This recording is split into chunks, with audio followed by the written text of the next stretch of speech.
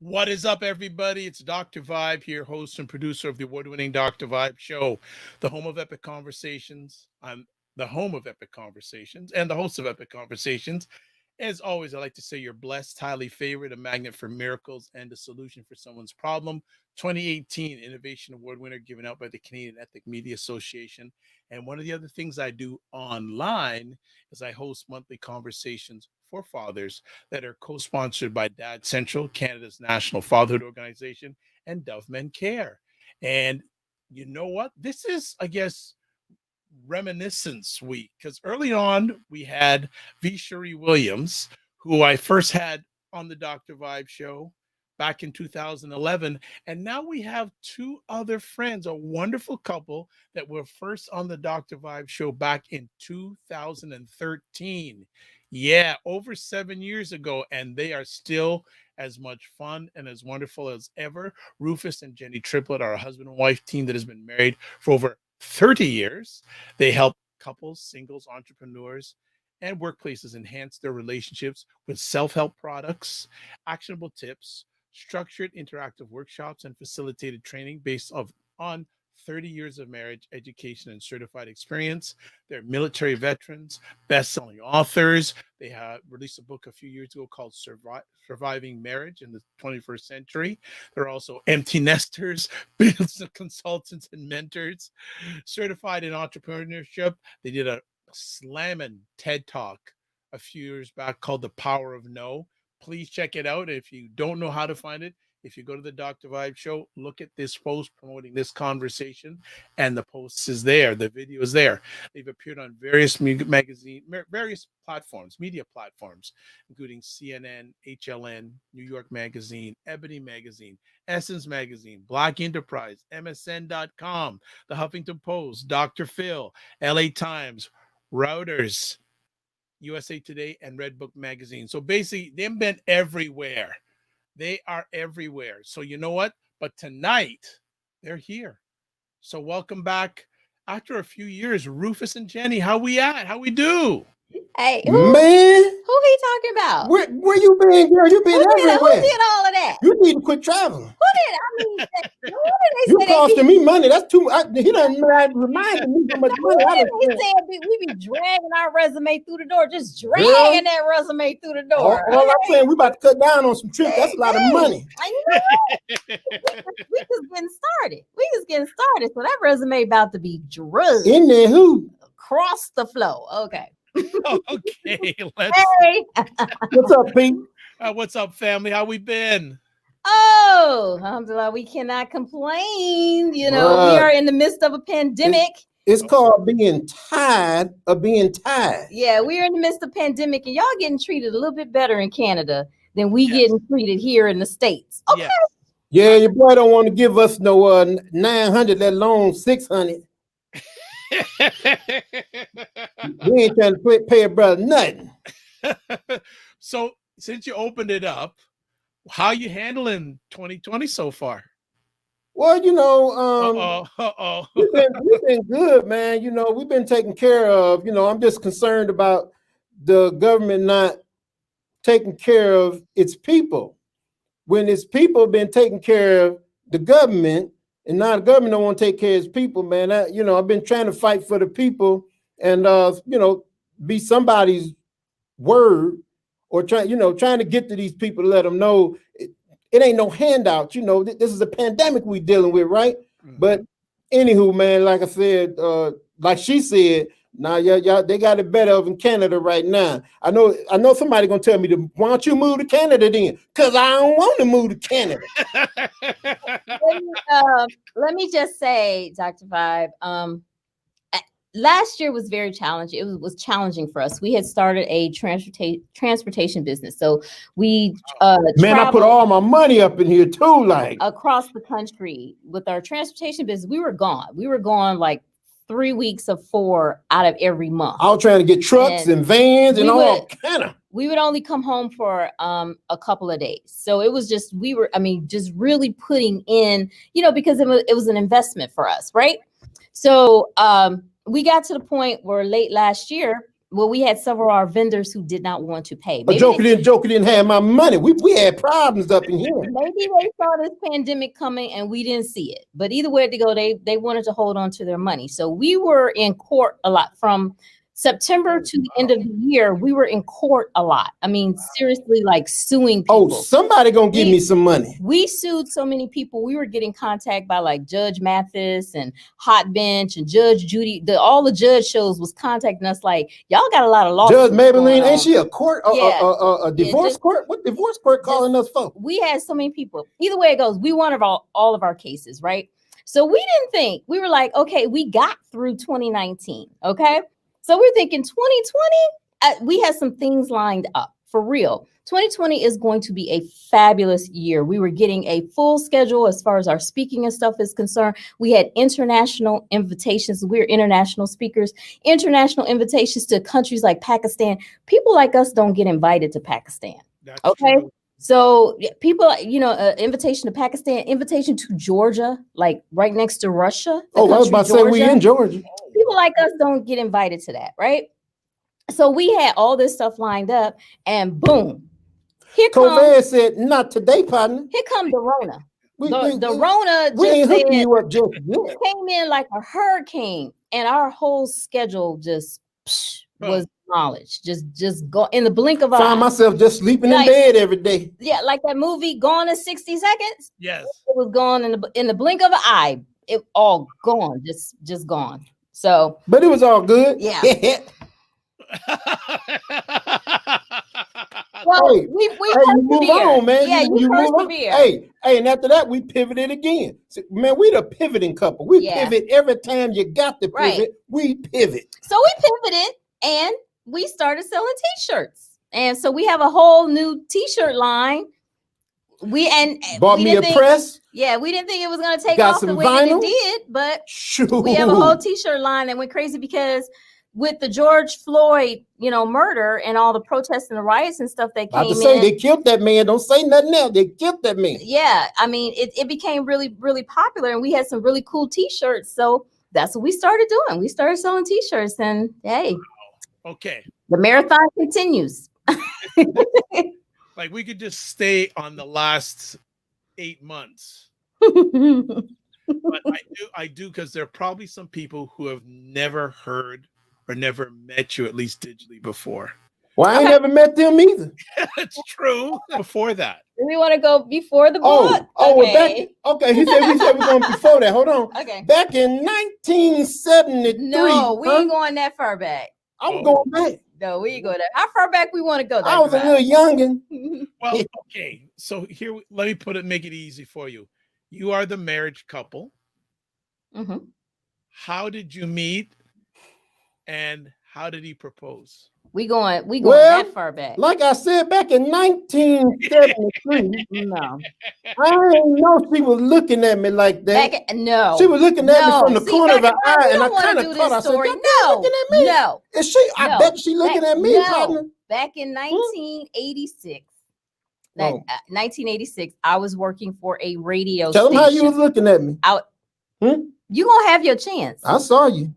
I was working for a radio station. I was an intern at a radio station, and me and my BFF, we got tickets to Ready for the World. If you guys don't know Ready for the World, Sheila. You can sing too. Oh, go ahead, girl. So we got tickets to their gold party, and for those who don't know, because this is way back in the day, a gold party is when the album sells 500,000 copies, and you get a gold plaque. The kind that you put up on the wall and everything. And we got tickets to go.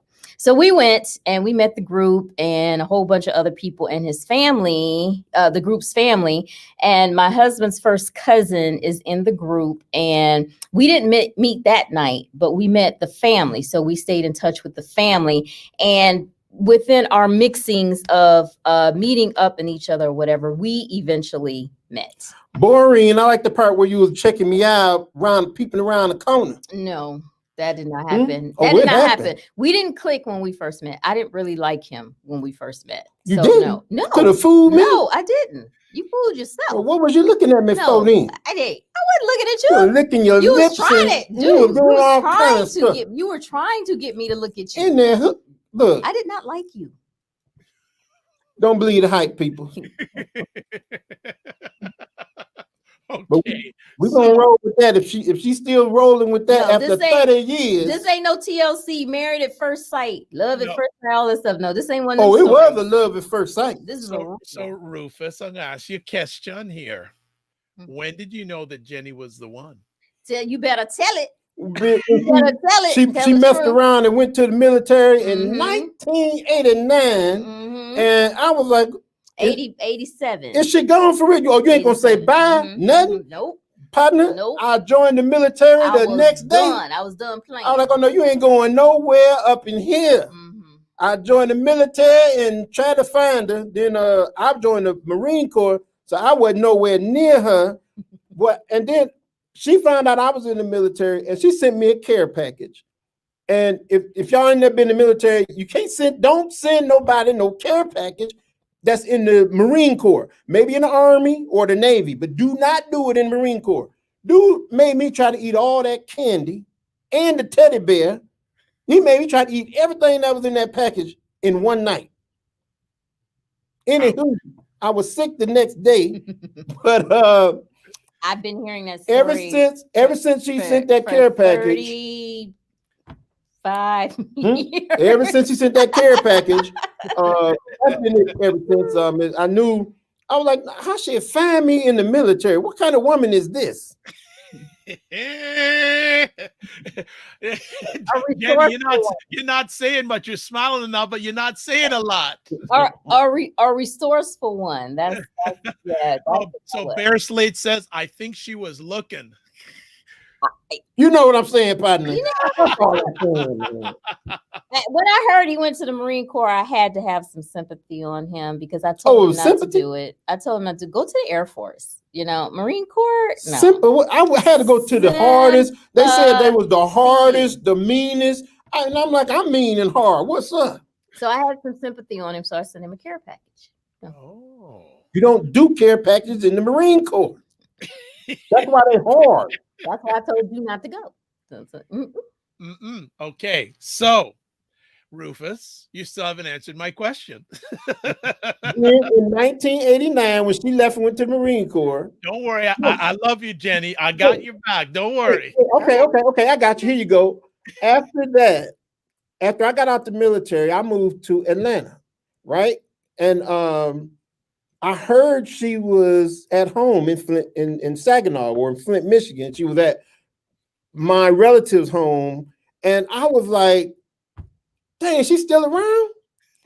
I said, "Hold up, let me try to get in touch with her." I was saying, by this point, he's missing the point. By this point, my BFF had moved in with the family. I mean, she became family. She done moved in of the family. So of course, but they was cool peeps, I was though. gonna visit my BFF. You know, when I come home. So she went to go visit my cousin that was in the group Ready for the World. She was at their house, and I got wind of it, and I said, "What is she doing?" You know, I'm just saying, "What is she doing at their house?" Like, is she seeing somebody else? You know, hold on. You know how you see that one, and you be like, hold on, can't nobody have her but me. And that's pretty much it when I knew she was the one, because just those feelings came back, and after all of what was it, about 4 years? Yeah. 4 years went by. Going on 4 years. And she was still in the picture. And I said, man, because I was trying to get her to come to Atlanta. She was going to leave. And I was trying to get her to come to Atlanta then. Right. But she didn't make it to Atlanta. I was having way too much fun. When you having too much fun. When you have fun when you in Atlanta. When you're on military leave, you try to do everything possible that you can't do in the military. Before you get back, before you get off leave. That's right. But anyway, that's when I knew, was at the 4 years that I got out the military, found out she was back home, and I said, "Hey, that's my wife." I said, that's my future wife right there. I actually was trying to tell her that on the phone, but she left before I got a chance to tell her. Thank you for being so clear and giving the truth. I do never speak the truth, but I wasn't lying about her giving me the eye when she saw me that day. No, that didn't happen. Well, you know what? We could spend time on this one all night, but I'm gonna ask When did you realize that you could turn marriage, and I say this respectfully, into a business? We didn't. We didn't. When we got the Ebony Magazine Couple of the Year honor in 2012, it was because they found us from our community work. For people who don't know what we did before, we published a magazine, Prison World Magazine, which was for inmates and their families, to help inmates and their families. And that was our community work. 10 years, we published a magazine, and we're helping with the community, and we're helping with, felons get jobs and get justice within the prison system, and helping families, giving information. Helping families help their loved ones in prison. Yeah, and just all kinds of different stuff, whatever. And that's when we got the Ebony Magazine Couple of the Year honor. When we got the Ebony Magazine Couple of the Year honor, that's when our marriage was spotlighted, and we had already been married over 20 years at that time. So people saw that and they're like, "Well, what are the keys to marriage?" We didn't asked them, y'all tell me what the keys is. I'm trying my best. We didn't think from that honor and that spotlight that people would want to know, like, the keys to marriage. Our work was far from marriage work. I'm telling you, we're going into prisons. We standing in front of Crips and Bloods and gang members and rapists and murderers and you were calling them boys some boys up in there. There was some men. All of that. That's our work. Talking about boys up in here. We still do that, but not as much. I don't call them no boys. I call them men. Hey, you's a grown man. I know you a man because I see you a man. I see them big old muscles. I'm trying to tell them. They don't need to just know. In case I be up in there with them. I want them to know. I thought you was a man. I didn't think you was a boy. You ain't going in there. Just in case. You don't know, these police just locking everybody up. So when that happened, we felt we needed to, instead of all of these inboxes we started getting on social media and different things like that, we felt the need, we're going to put it in a book. You know what I'm saying? We put it in a book so it would go out to the masses.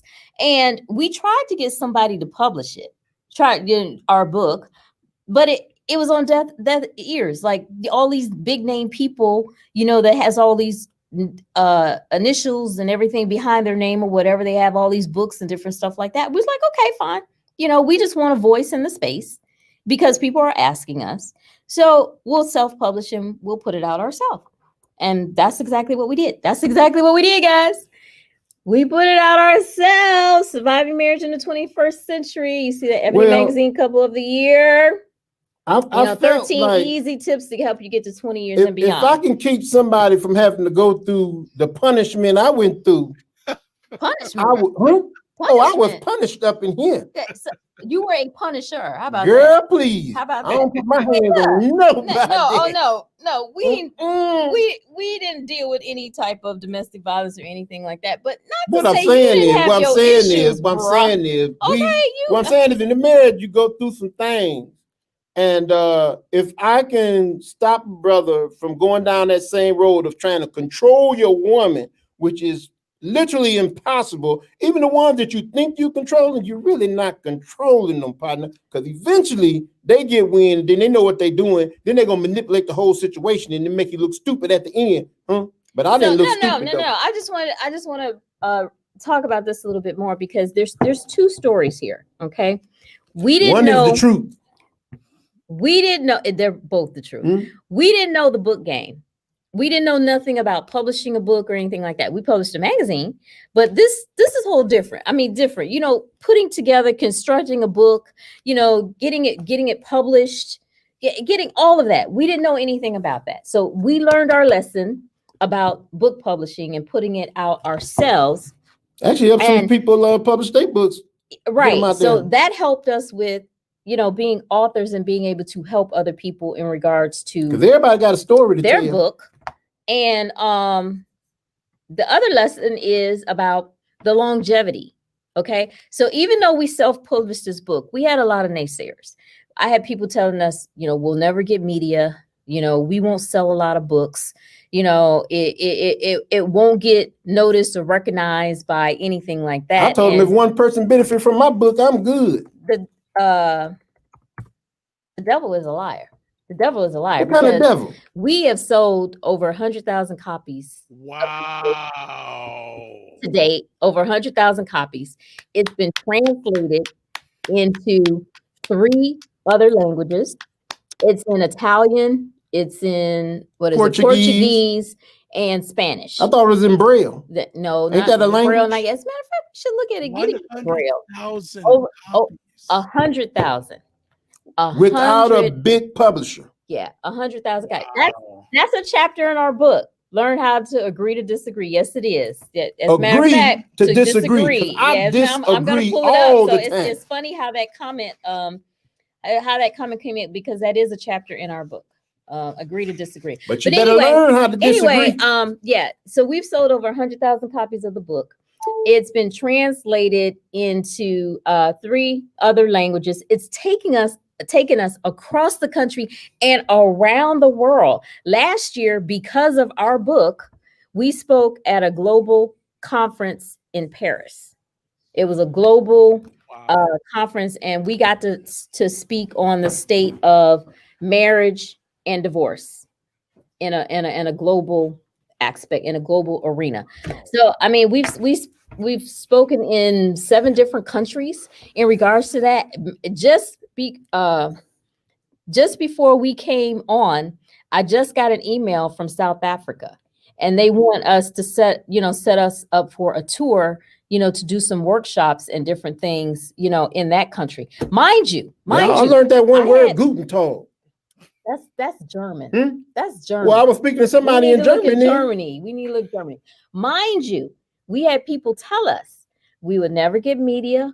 We would never. You ain't gonna amount to nothing. You surely is ugly. This book is the gift that keeps on giving. And Dr. Vibe, since we've talked to you, so much has taken place and going on, and I'm gonna continue on with the story. Yeah, I'm gonna stay on this book. This book that we wrote 7 years ago has now been turned into a workplace course. Okay. I'm certifying people now. It is a certified workplace course, because if anybody knows anything, your marriage relationships are similar to your business relationships. And so we're certified facilitators with a certified workplace course to help people enhance their relationships. And now we can facilitate and train with their workers that they don't know nothing about. They keep hiring people. These little young people keep walking off these jobs because these management don't know how to handle these young people. We can train different workplaces because it is SHRM certified. So this book has done miracles. I mean, it's really the gift that keeps on giving. I still be going. What was that? Ireland? How that lady was speaking Ireland? Yeah. I guess she's speaking English, but the accent just was throwing me off. There's so much with it, and come along with the book. We did a follow-up to help people out. It comes with a workbook. We have a workbook with it. Getting back to the swoon of the honeymoon. Okay, so this is in the series as well, and we were on TLC because of our marriage work. We had a TLC special. They are rerunning now, guys. They've been rerunning our special now for the last month on TLC. Where my check? We have gotten messages from, countries: South Africa, Greece, Turkey, France. I'm waking up and messages in our social media boxes. I'm watching you guys on TLC. I think you guys are super dope. Just messages from around the world. We did a radio show in South Africa because of them hearing about us, and she had to go through telling me everything the woman was saying. And I was like, "How you understand everything the woman's saying? I can't understand a word." I'm like, "What the word is she?" Stop it. Huh? That's not a well, I didn't know what she was saying, but evidently she did, and then she'd tell me, and I was like, "Oh, okay, well, hey, boy, I tell you, it's hard." But the thing is, the United States, they say, well, you had a chance to learn a different language. But most people I grew up with, we went through those Spanish classes and French classes and como allez-vous, uno, dos, tres. I can't even put a whole sentence together, and I'm in Cuba talking to these people like I'm no Spanish. We've been in countries now where, I mean, we don't even know the language. We don't even speak the language, but because our work is taking us, you know, around the world, I mean, we just kind of go with it. I said, boy, y'all know who I am? The person who said we learn to agree to disagree, that's chapter 11. Chapter 11. Oh, there we go. Yeah, I tell you what. Yep. You learn how to.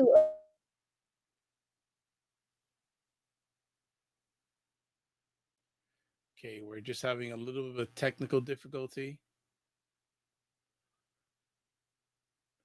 So we should be back in just a few moments. You're fine. You're fine. We also have, because what we find out, because we also counsel a lot of couples, and in listening, I needed therapy after all of that. It's serious. It's serious when you listen to other people's problems. Yes, like for real. I mean, for real. We listen. I put all my problems back and said, I ain't dealing with nothing. We do double listening and maybe a little bit of this. We listen a lot because, trust me, people want to tell you their problems. Okay. And then they want you to tell you about their partner's problems.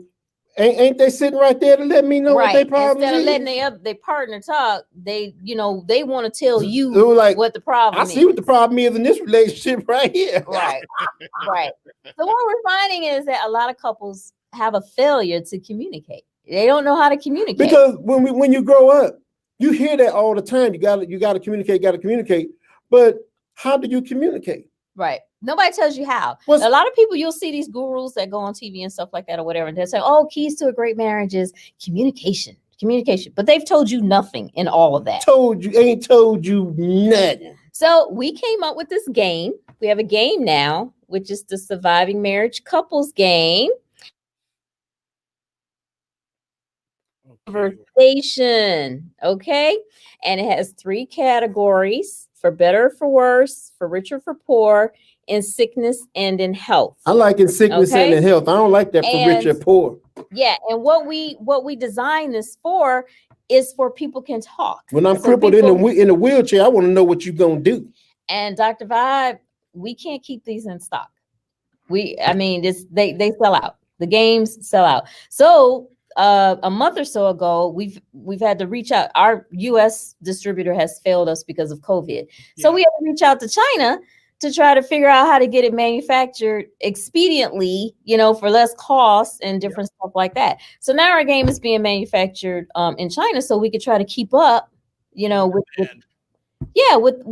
the demand. And we're just going to give you guys an idea of like one of the questions. You want to read it? This is for in sickness and in health. This is one of the cards, and it's from the in sickness and in health, and that's the question. What is your earliest childhood memory of going to the doctor? Because some people don't know. They act like they don't know what to ask they mate. Mm-hmm. They don't know how to start a conversation, or however they start a conversation, it ends up an argument or that type of thing. So this is just to help you start conversations. Right. And we design these questions intentionally to help you learn more about the person. Because if you ask somebody, number one, you ask somebody about a childhood memory, everybody ain't have good childhoods. Some people don't want to talk about their childhood. They don't remember that. But in counseling couples, we also find that underlying issues.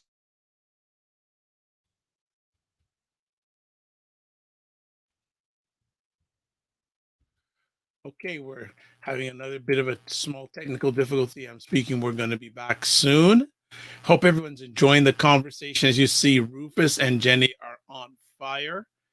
Their book has sold over 100,000 copies. That is phenomenal. And they self-published it.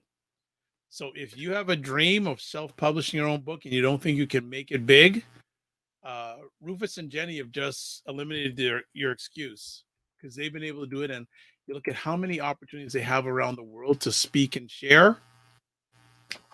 That's phenomenal. Also want to give a big shout out to Bear Slate, who's watching live. 2 ladies that are rocking with content via their YouTube channel. They interview other business people. They also do great themselves. There we Hey, go.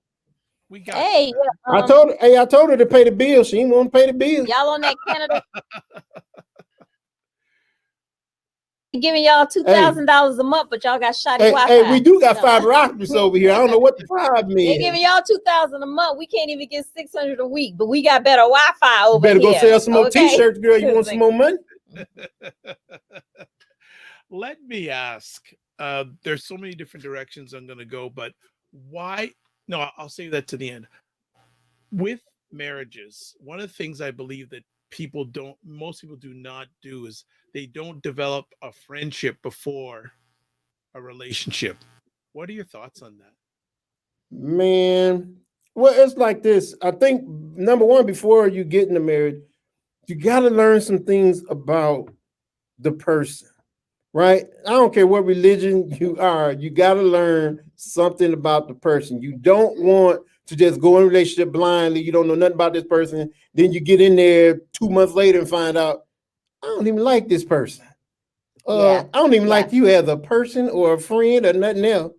And also, I think these days you have to really understand what the definition of a friend is. I think social media, Facebook has messed up the definition of a friend. Well, Golden Girls messed me up. I thought it was thank you for being a friend. Golden Girls were friends. They were friends to the end. Oh. But I think the definition of a friend today has changed. Sometimes it's superficial. It could be meaningless in a lot of situations. Well, it could be just you got to cover up friend. Just as long as you covering up my bad habits, we good. Soon as one of my bad habits come out, we ain't friends no more. Yeah, and it's about how long, because we're finding, and not trying to talk about nobody, but I ain't talking about nobody. We're finding that people are hopping into relationships and in 3 days they in the bed. So I don't understand. That's been happening. I don't understand how you can develop something when you're not taking the time to get to actually know someone before you're physical with someone. You ain't developed nothing. You ain't developed nothing but the nasty. Yeah. Okay.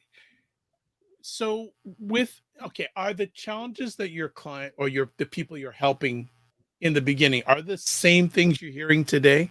Same challenges? Yeah, they still jumping in the bed. They still jumping in the bed like it's cool. And even with this week, we talked to some youth on our IG Live. The men expect the women to have the same roles. You know, they want you to do what they do, or even more, right? Like you're supposed to come to the table with even more. Yeah, that whole thing we grew up with the man going out there making money. Well, if you ain't making as much money as I'm making or more, bring it to the table. I don't know. Right. I'm like, what kind of stuff is this? Right. This is some new stuff right here. Yeah, it's almost like, okay, I'm out here living and paying bills and I got a house. Why you still live with your parents? Why you ain't out here living and got a house? And we talking about the female, but back in the day, the female stayed home with the parents until she got married. Yes. So let me ask then. I want to ask, has marriage for many people become a business instead of a relationship? Well, I think it's become viral sensations. I think more people are caught up in that. Think about it, if we didn't have social media, how many people could you actually share your engagement with? Could you share, your marriage photos? Could you share your first dance? Could you share your colors and your awesome If you're not really known, it's going to be a handful of people. Exactly. Before social media, how many people could actually know about that, and know what you're doing? And, your wonderful relationship goals, your wonderful pictures and stuff like that. But don't get the two mixed up, because we do say, I worked on a job for over 20 years before I retired. And the thing about that job was my marriage always came first. Always. I saw a lot of marriages leave because of they spent so much time at the job. They worked overtime. you know, my overtime was very limited. Like, hey, partner, I got to get home. Dinner waiting on me. I got to go. I could set my clock by my husband, my watch. My in-laws would be here. Don't be saying, oh, I'm about to shake some stuff up then. My in-laws could be here and I could be moving around the house and I could look at the clock and I'd be like, oh, my husband gonna be driving up. Oh, you saying I'm predictable? I mean, you were. Oh, I'm about to be unpredictable now. I could set my watch by you. Okay. Oh, set it by me tomorrow morning then. Let's see where I'm at. Because there was no deferring. You know what I'm saying? And even if he went off course, if he had to stop at the store or go by the post office or don't tell him I called. Don't tell him I called. Or something like that. Keep some secrets to herself now. He would call. Anywho. He would call. So, hey, but look. I mean, and that goes to respect. But we used to tell people, what we tell people is different from when you said is marriages like businesses today. I tell people to treat your marriage like a business because your devotion to that business for 20 years, if you devoted that 20 years to your marriage, you may still be married. Right. Because you devoted all that. You gave when they called you in, you went in. When your wife called you, dear, I might not make it just yet. You devoted most of your time to that job, and now your marriage is, you know, you might be 20 years married, but it's a sucking marriage. And look how many people have went outside their marriages because of so much time on the job with workplace spouses. Yup, and then the people at the job that they messing around with because they spending so much time with. You have those workplace spouses. We know people that have actually been fired from jobs for inappropriate relationships. Like I used to fire people. I was a supervisor up in there. I'm like, hey, partner, hold on, man. Y'all supposed to be doing some work right now. And while people like try to put us, okay, so I started with, we were doing the prison world work, right? Okay, and then we gravitated over here to our marriage work, okay? We still do the prison world work. And then we also think that the business, you know, comes in there because we do entrepreneur workshops and stuff like because we're entrepreneurs, okay? But with can I say yes real quick? I saw something come up on the screen. Yes. But we're gonna answer the question. They're gonna get to that. Yeah, but in all the work that we do, people always try to put us in a bubble for what they want us for. You know what I'm saying? If you want us for your marriage work, that's what people put us in a bubble for. But what our story now during this pandemic that we were able to tell people is that because of our long marriage, because of our grind, because of our book and our marriage work and everything, we're able to train now and go into workplaces to tell people how to enhance their relationship. I'm saying do what I say, and as I do. See, some people say do as I say, not as I do. Right. And also, you know, and having diversity in there because, you know, we're intersectional, you know, with being Black and Muslim. And we have the intersexuality in there, and we can teach better than a white man from, I don't know what y'all is, from Quebec or a white man from the Hamptons, you know, here in the States, you know, because we have that experience. You can't have someone teaching diversity. What kind of diversity is you doing? Initiatives. Where you been? And they haven't had that experience. So it's our experience. It's always best. Yeah. You can have the education, but it's always best to teach from experience because there's so many rocks that happen during that time of whatever you're doing that you learn from. Yeah. So if you ain't learned from nothing, all you're doing is learn book smarts, you ain't really learned nothing on how that stuff really applies to the situation. Knowledge and application are two different things. And I ain't saying don't get the book smarts. I'm just saying you need to have that other experience. You can have the textbook knowledge, but if you haven't applied it or if you haven't seen it be appapplicable, ask some of them therapists who going through a divorce, or ask some of them therapists who just by themselves. Where your husband at? What are you Where teaching? Your wife at? What you talking to me for? Are you even believing what you're teaching?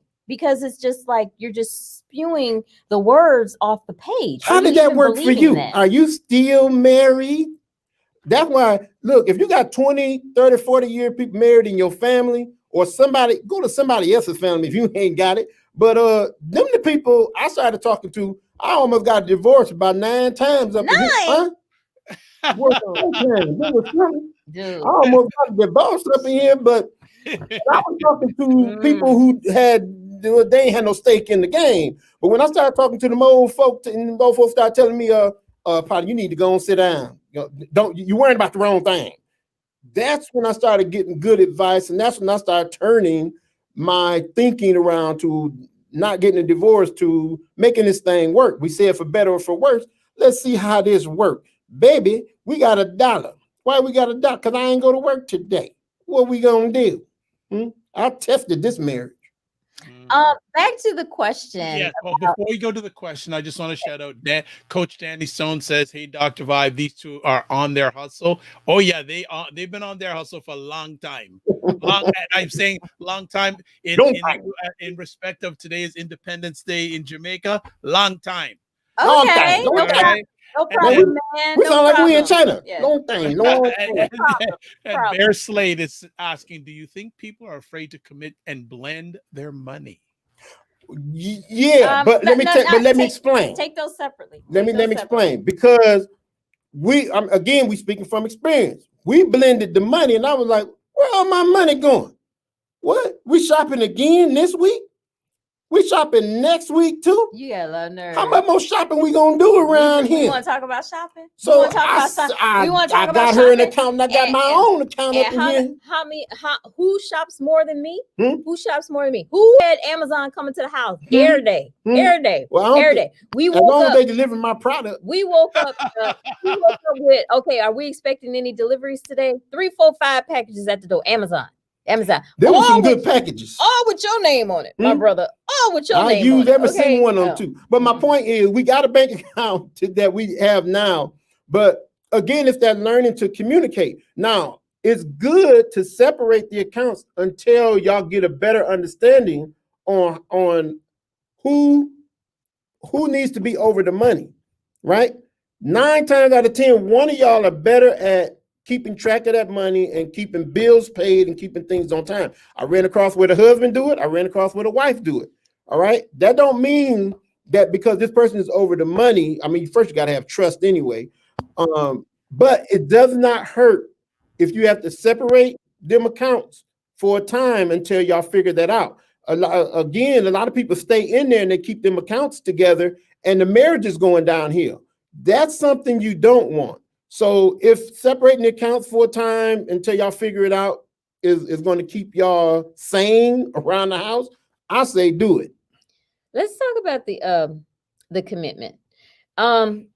You have to want that. First of all, you have to know what it is. You have to want that. In our marriage, know what it is. In our marriage, that's what I wanted. I wanted the commitment to commit to me. I didn't even have a ring when we got married. Yeah, it was a ring. It came from the Captain Crunch box. No, that's all I could afford. I did not get my ring till almost a year later. I got my ring, which this ring set, which I've had 30 plus years. Hey, I done upgraded that ring. This ring set, but I didn't have it when we initially got married, but I had the commitment because that was what I want to commit to me, that we're going to, right? Yes, that we're going to work through this for better or worse. People can put on social media all they want to. Oh, I want my first marriage to be my only marriage, my last marriage, or whatever. Yeah, that better be. Yeah, I'm only getting married one time. We're gonna work this out.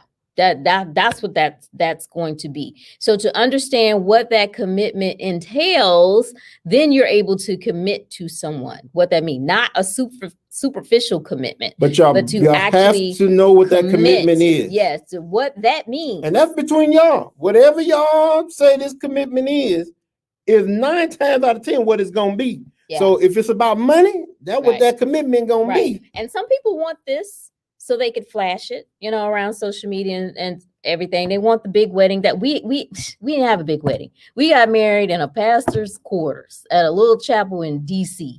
One day he took off from the military and everything, and we went, and it was just 4 of us. Me, him, well, 5. My pastor. My partner did let you hold his class ring because I ain't have a ring at the time. His sergeant and his corporal. That was it. That was all of what we got married. That big old ring kept falling off your finger. I thought you was going to lose that man ring. I had to pay for that. People had 200, 300 people at their wedding. And then 4 or 5 years later, people mad because they bought them a gift because they getting divorced. Man, I could have kept that 50-inch TV I gave him. I mean, it's not all about that. The pomp and circumstance and stuff. The commitment that's what the marriage is really The about. commitment, people, the commitment, leave everything else alone until y'all figure out what that commitment is to both of y'all. I want to ask, you said earlier on how a lot of you were on an IG Live, and a lot of young men have a traditional thought process, or Non-traditional. non-traditional thought process. How do you respond to that? And is that of any concern to you? It's this generation.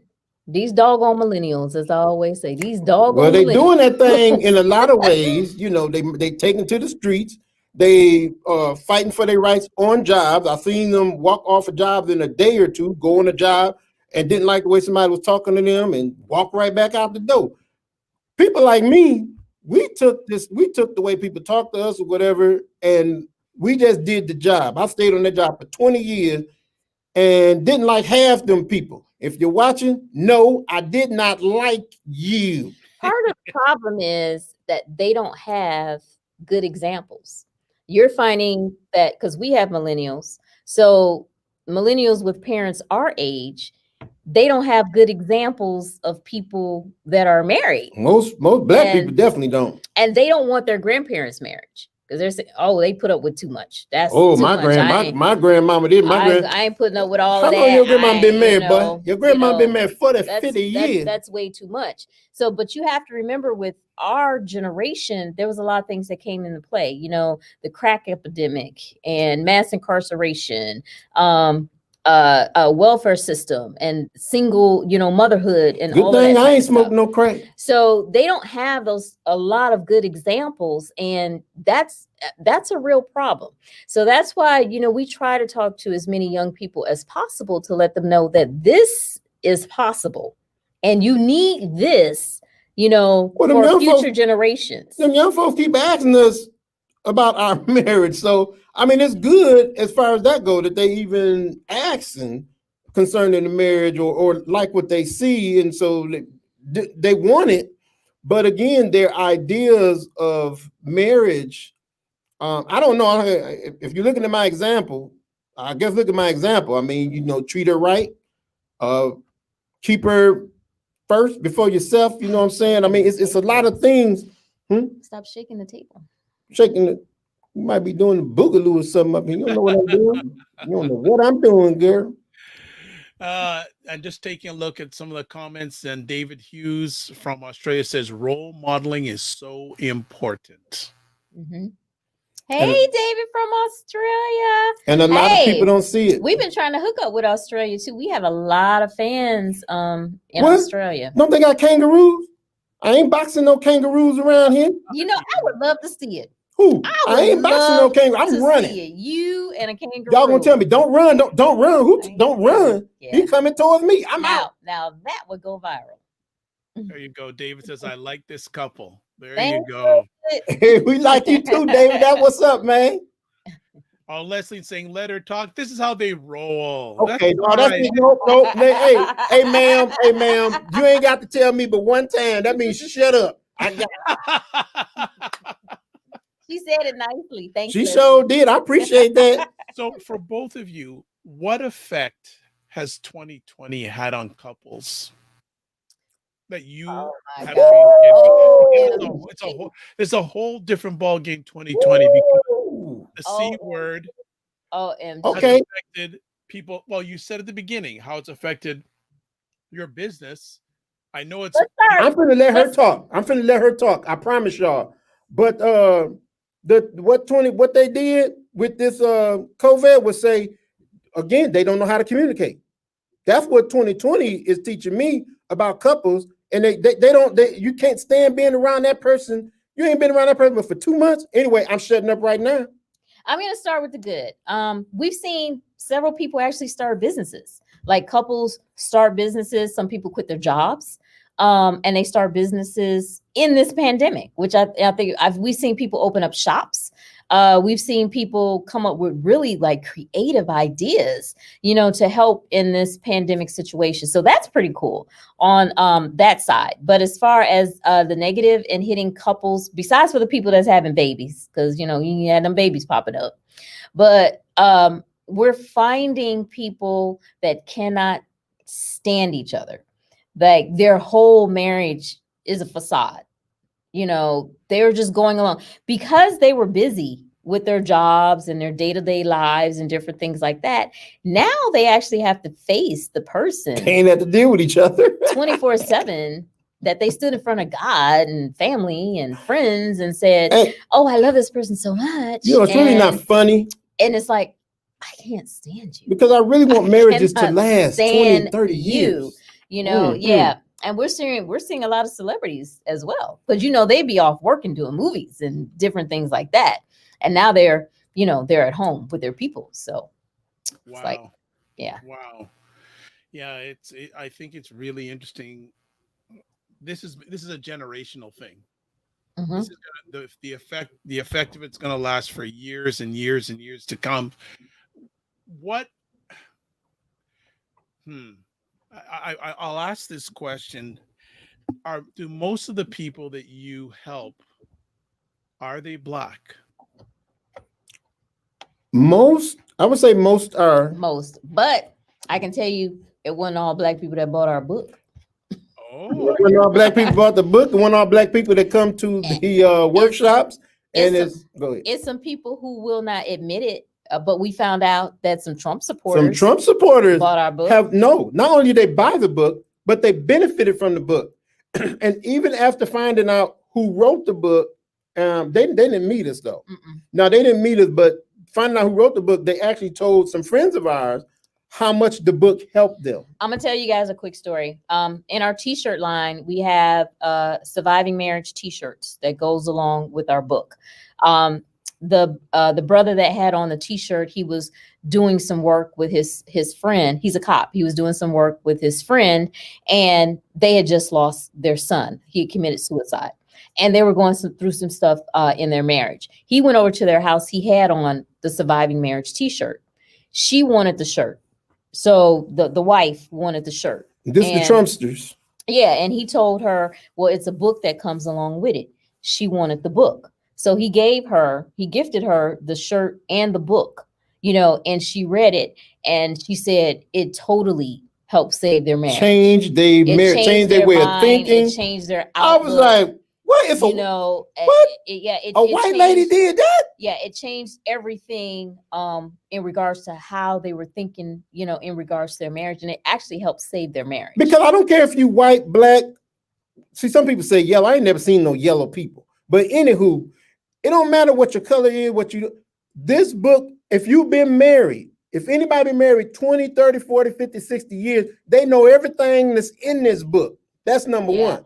Ain't no marriage, I don't care what religion you do, that don't go through these things in this book. See, and what we learned when we were writing the book, and when we wrote the book, we said we wanted the book to reflect us and our experiences. We didn't want this to be a doctoral study.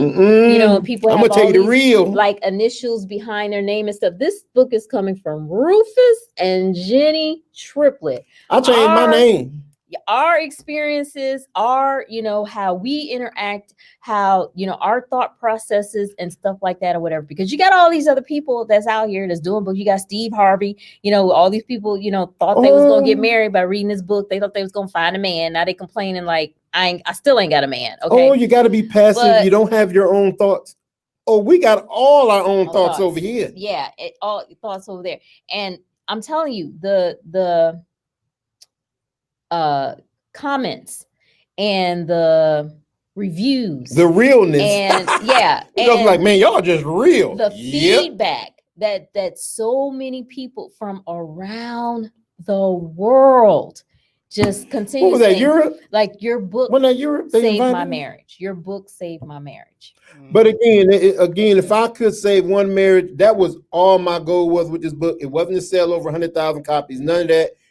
That just came with the territory. But again, and a lot of people say, well, what do y'all got that other people don't have? We just real, number one. I'm gonna tell you the truth about whatever the situation is. David, both books are available on Amazon. Okay, both books are available on Amazon. And actually, there's a brother in the UK that he sent us a picture and a video of it. He bought 10 copies of our book and gave it to all his people. He said, this book has been around the UK to change. We've been to the UK twice, but he said this has changed like marriages in the UK. I want to get on that train again. You got my car, my Oyster card. We want to go on the fast train. I need my Oyster fast card. train that goes from London to Paris. We want to go on that train. So David also says the different generations are interesting. Me and my 2 older sisters have long marriages. Mine, as you know, was cut short when his wife Nancy passed away, and always my condolences, David. And my younger sister and brother's first marriages collapsed after a couple of years. Interesting. Hey, David, you would know everything that's in this book. Long marriage, you know what's up. And a lot of people who've been married David. for over 20, 30 years, they come just to see how we're teaching. Right. Because I keep asking them, hey, old cat, how come you ain't teaching these young folks how this marriage thing works? Yeah. I can't see how y'all do it. There are imams here in the US that buy the book for the masjid, like one for the women's side and one, for the brother side, one for the sister side and everything. And they have to keep buying the books because people keep taking the book from the masjids, taking the book out of it. So, I mean, that's partly how we've sold 100,000 copies. Because, I mean, we've had a lot of people that tell us that I loaned my book out and I never got it back, we did a church. Compliment. It is a compliment, but it's unfortunate for the people who loan out their books. But we did a church session, and again, they were just interested in. They saw the dynamics of our marriage, and they were just interested in, can this help people in my church? Well, if they marry, again, I'm not telling you anything that no other 20+ marriage is not going to tell you. I can almost guarantee you we all done been through these things in this book. But we don't want fluff. I mean, because you have a lot of people, this is another problem. You have so many people out here that's teaching fluff or talking fluff or just talking a good game because it brings a check. We don't want to do that because it's not helping anybody. And that's one of the reasons why we have the state of marriages today, because people are listening to all these relationship gurus who aren't teaching them anything. You're not teaching them anything. You're really not, putting in the nitty gritty of what needs to be done. You're just saying something that sounds good. So you can say, oh yeah, that sounds good. Let me check or, let me share that. Cause that hit my spirit. It hit your spirit, but it ain't helping you with your relationship. So, I mean, what really are you teaching here? We want to be real with people to teach them something for longevity, because our future generations, I mean, it depends on this. Especially expectation. Expect to learn your mate. Rufus, expand on that. That's a knowledge bomb right there. Oh, partner. The learning don't stop. Like, people feel that they know someone after 10, 15 years. That's why it says how to get to 20 years and beyond. Because at that 20-year mark, you know pretty much enough about your mate. Although it's things that pop up every now and then about her childhood or something else that she went through that still pops up now, because it's not something that she talks about like every day. So learn your mate. So with those first 20 years should be spent learning, not the expectation of what you want them to be and do, because the whole thing of all of us having different backgrounds or different how we were raised, that's huge. And then he said, well, man, if it works for you, why didn't it work for me? I told y'all some stuff that we did that helped us in this situation. I don't know your situation. Only you know your wife. So you got to learn how to deal with all these aspects of your wife. Look, we all done heard it. Every situation is unique and different. So that's why, even though we give you these tips in this book, they are universal for every marriage, because every marriage is going to go through it. But I can't tell you how to work out certain situations.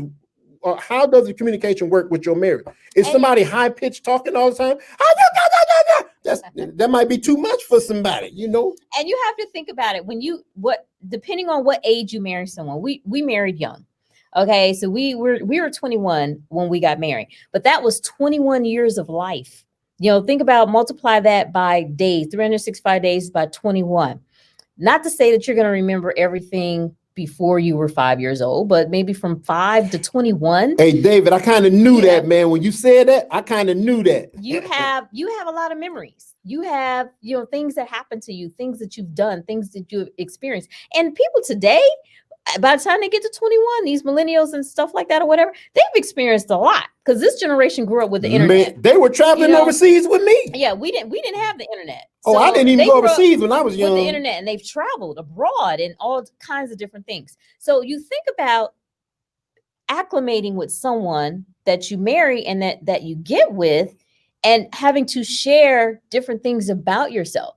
It's not all going to come out in 3 months. Oh no, it's not all going to come out. You got to give it time, and you might be dealing with some things with this person that they dealing with again, that they're dealing with, and it ain't really came out in your marriage yet. But you hang in there, you love each other, and if you believe in God, because some people I don't talk to atheists, I don't even talk to a Buddhist.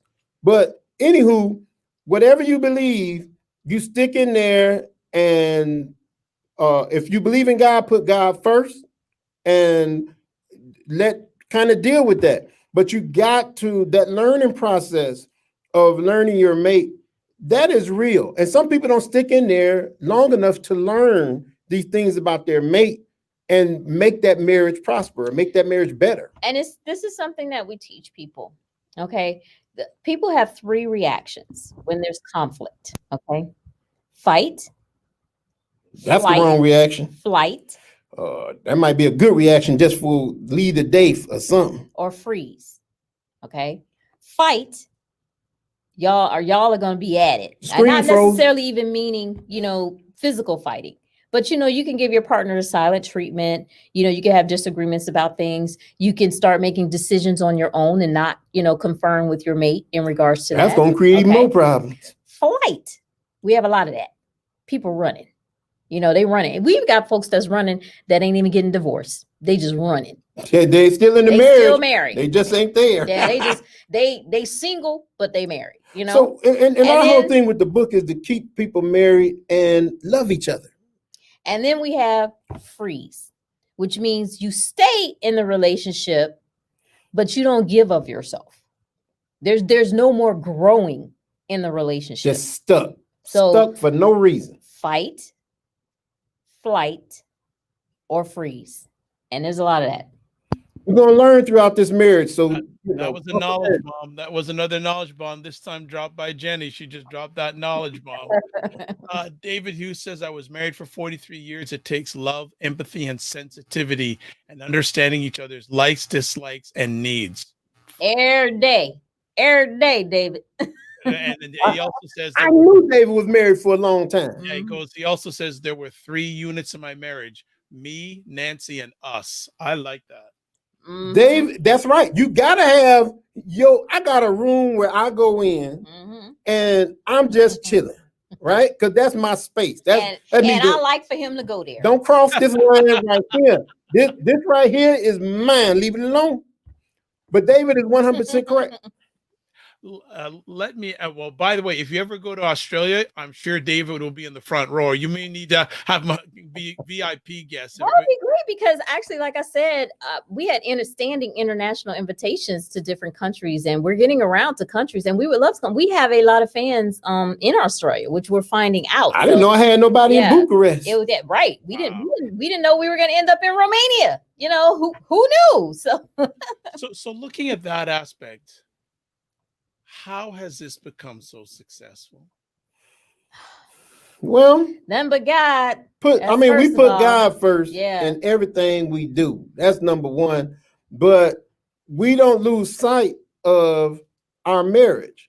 Like being out, it's a lot of marriages that are out in the spotlight, and they go through some things because the money start coming in, and you start losing sight of your marriage, and you focusing on all these other things. Well, God, number one, keeps you grounded and focusing still. Remember, I told you, I always put my marriage first. So no matter what I'm doing in this life, how is my marriage working in this atmosphere? If my marriage ain't working, I can't work nothing else out. David, inbox us on Facebook at our Rufus and Jenny, or you can go to our website, rufusandjennytriplett.com, and you can send us an email there so I can make sure I keep you in the loop, and we'll definitely send an inquiry out. When you guys open up the borders to we might want to come there to get away from this corona, man. Yeah. You know, they ain't doing nothing here. When you guys open up the borders to Americans, we are there. We are there. They ain't trying to let us up in there. We stay passport ready. Okay. Now, as far and if for the help, I got a hazmat suit I can put on when I'm traveling, man. For the help. As far as our success, I do all of our marketing. So I try not to, like I said, be dragging that resume through the door, but I try not to, as they say, toot your own horn or anything like that. So I try to go off of the feedback we get from people. And even with some feedback that we got this week, people told us that they like it because we're authentic. You know, what we do is authentic. You could tell that we're not fake. It's not made up. It's not rehearsed, you know, or anything like that. I can't do rehearsal. So it's the authenticity that we bring because this is us and we've experienced it. We don't have anything to make up. You know, we don't have to make it up because you should see people who really ain't experienced nothing, and we be on some panels and they trying to say something. Yeah. And you be looking at them like, yeah, don't nobody know what you're talking about. And also I feel that a lot of people get stuck, like they pigeonhole themselves, but we constantly reach out to different audiences. You know, we're constantly expanding because we are all people. We audiences. All have feelings. Everybody, look, black, white, brown, all of that crap. Look, we all came from one God, but it don't even matter because we are human beings, and everybody ought to be treated like a human being. And I also feel that what we teach is universal. So they even know. It is what we teach is universal. So it's not, it has to just apply to, you know, certain things. Now we do tailor-made workshops. So if we go into a Muslim community, we're going to teach from Quran. You know, we're going to bring our doctrine into it. If we go into a Caucasian community, you know that they deal with some different things than what we deal with. We deal with some universal things, but we also know that they deal with some different things. If we go into a Desi community, we know that there are cultural things that they deal with. So knowing your audience, you know, knowing who you're talking to, a lot of people just have a general spiel. I ain't going to Egypt. They lock you up. They just have a general spiel. But when you personalize it and get into, you know, knowing what they go through, because we talk to all people. That's why you got to know people. Yeah, you got to know people. Some you gotta people have some people teach skills. marriage, and you only teaching from one aspect. But they're teaching people from is people. That doctoral study. They're not, because all they have is that textbook science. They don't have the application. They haven't talked to all kinds of couples and heard, you know, some things we want to hear, but have heard, you know, some issues that people are going through. And we do. Nice. To David Hughes, I've sent the email address from Rufus and Jenny's website to you. So if you look in your inbox on Twitter, oh, thank you. Looking for where do you live in Australia? We're in Australia. Sydney? Do we know any other? Melbourne? That's the only city I know is Sydney. We know Melbourne. Melbourne. Well, I'm not going to keep you on much longer because, you know, you do have to get rest once in a while. Peace, y'all be cool. Oh. You know what? During this pandemic, we don't have a bedtime. hey, partner. We be up. It be like 3 o'clock in the morning. She talking about you want to binge watch? What you mean binge? 3 o'clock in the morning. Netflix, binge watching Apple TV. She just binge watch everything since we here. We be up dancing the Soul Train in the living room, you know. Which is another thing I want you to share. How important is having fun in a marriage? Because I don't know a lot of people these days that are finding things fun to do. Some of these conversations that people should be having. I'm not gonna do like her because the lights is on and I know that y'all can't see everything on this card. But It's fun, right? Learn how to have fun conversation. I mean, goodness gracious, everything can't be uptight, and you're around this person, hopefully the most of your life. So the people who have a hard time having this card game has been breaking some of that seriousness up in relationships as well. Yeah, because it is very important. You hit it on the button, partner. You got look. If I didn't have fun with this woman, I don't know. We just be a boring. I have seen some boring couples. We did.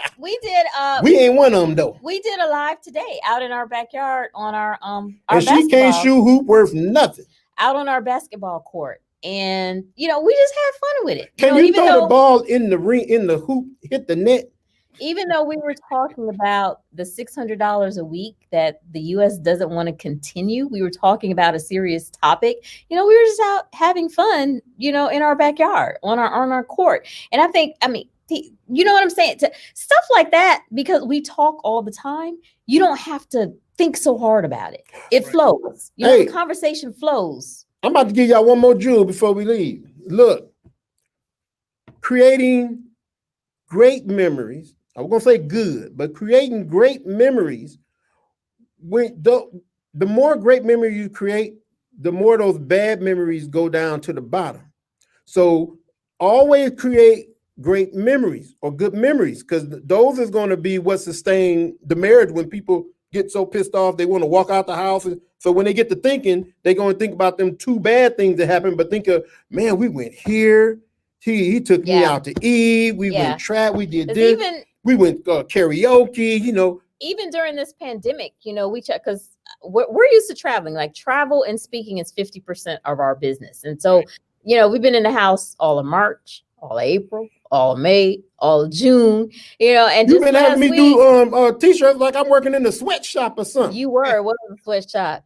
But, just last week, though, we went to DC. We got out the house, went to DC, took care of some business, went down to the Black Lives Matter mural and different type of stuff. And, that was a memory. That was really, really fun. We just got out for a couple of days, had some fun. And now, we have this memory during this pandemic, because everything else seems from here on out is going to be at home work. And you ain't got to go out to DC, if you ain't got the money and stuff like that, but you can create a good memory in your backyard. You can get out to a nature park. I've seen a lot of people go out to parks that have these waterfalls, and I'm like, wow, Georgia got all of this.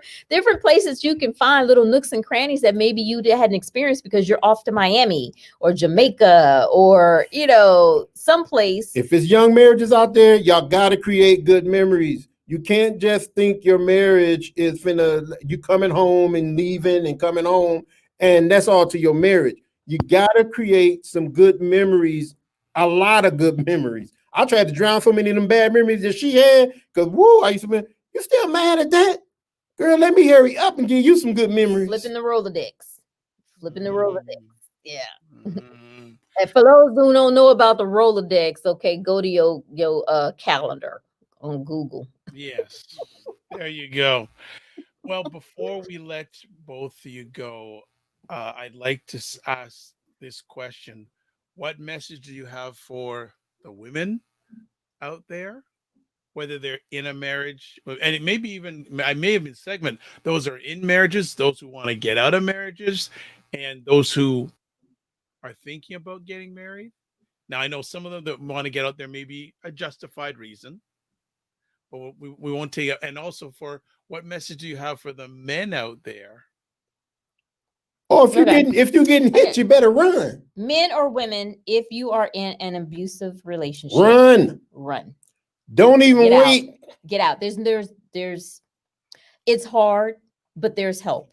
There's so many agencies. Be gone. I don't know how many inboxes I answer a week. In regards to people that's saying that they're in troubled situations, and that I refer them to local agencies, because there's a lot of them out there. You wouldn't want to be contact to get out. Women, if you are looking to get into a relationship, get into a marriage, depending on what your age is, please do your due diligence. Please do not rush into anything for status. Don't lust. Don't for status, for social media, for your family, for any of that. do your due diligence, and make sure it's something that you really want to do. Men, don't be playing. Don't be playing. Y'all don't need to be We players. don't be playing. Don't be players no more. Stop being player from the old school. Yeah, that's okay? old school. These new kids ain't no players. Stop playing around and stop having so many expectations when there should be some manhood. Say that with your chest. There should be some manhood about you, stepping up to the plate, because you are making this woman honorable in a union called marriage. So I think there needs to be more manhood but men don't conversations. Don't look for her to bring in the same thing that you're bringing into the marriage. And vice versa. The woman shouldn't even be wanting to, don't compare how much money you got. That's not, it's about the commitment. Again, I think, let's go back to the commitment. When you say, what should they, men and women, it's about the commitment. All right. I get it. Women don't negate and say, okay, I'm gonna marry this dude. He ain't got but 15 grand coming in. Dang, I hope it ain't a year, but he ain't got but 15 grand coming in, or 25 grand. Don't cut yourself short as far as money, but it depends on, go with more of character, but you can't negate money. Money will tear y'all up too. So if you're gonna put both incomes together, again, the commitment, work out these things, or try to work them out. Because even though you say things at the end of the marriage, trust and believe, you're gonna go through some things where, well, we said this, well, that don't work because we in a different situation now. And if anybody's trying to work through anything in their marriages, contact us. Go to our website, schedule a consultation. We'll be happy to hear. Contact who? I got to listen to some more problems. Yeah, we have listened to some problems. You guys, when we hear y'all problems, it's little stuff to us. I mean, we've been married 30 plus years. So, I mean, it's little stuff to us. I understand it's mountains to y'all, but it's really little stuff. We'll be looking back laughing like, that's a problem. And there's easy ways to work it out, but you have to step outside. You have to get a reasonable ear to listen and a voice of reason to give you some actionable tips and how to, resolve the situation. But if it's another human being been born into the situation, that's a real problem. Won't hear me saying nothing different. The only thing I will add to the evaluated experience that was just shared is that, as I say to couples, don't try to compete with each other, complete each other. I don't know. We competitive over here. I know, but you are. You are. I know you are. I know you are. We competitive over here, but we push each other. She won't play me in the PlayStation, but nah, I ain't saying that. You won't play me in Words with Friends. Oh, that's right, because you know too many words. Okay. I know that both you are optimistic when it comes to marriage. What do you feel is the future of marriage next 5 years, next 10 years? What are your thoughts? Man, that's why we put out the book. We hoping we get back to back in the 50s and 60s, 20, 30 plus years of marriage. That's why we're doing this. We're hoping to correct the trend that has been happening, which, I mean, divorce is and not being married is taking over. And I actually think that this pandemic, people don't see it yet, like everything that's going to come out of this, but I actually think this pandemic is going to show people that they actually need a mate. Yeah, but I think people search for a mate because I want to get married. These young people do. But I think this pandemic is going to show people I need to get married. Okay, that we're going to hold you on that one. That is good. That is good stuff. Rufus and Jenny, actually, one other thing. All these speaking engagements, what's going to happen with them? Are they going to go online, or they're going to wait you out? What are they going to do?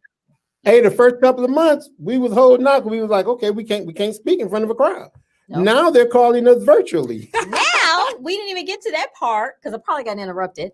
But so you're gonna help that lady out. Now, I'm sorry after again. all of these months, God is really showing out, because we went from no schedule to this month of August. We're doing 3 big keynotes back to back to back. We have our first keynote next Saturday is with the Salesforce group. If you've heard of Salesforce, they're like a huge company. I mean, I'm gonna say it like with an accent. Huge. They are a huge corporation that we're actually doing a keynote on diversity networking.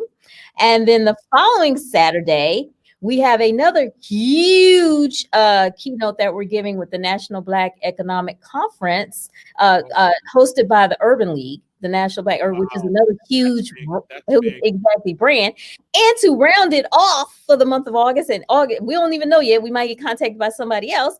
But our next one right after that is by a huge corporation called SHRM. And SHRM is it's the largest HR human resources company, and they do certifications and everything, and they've certified our course, workplace course, so now we can do certified trainings.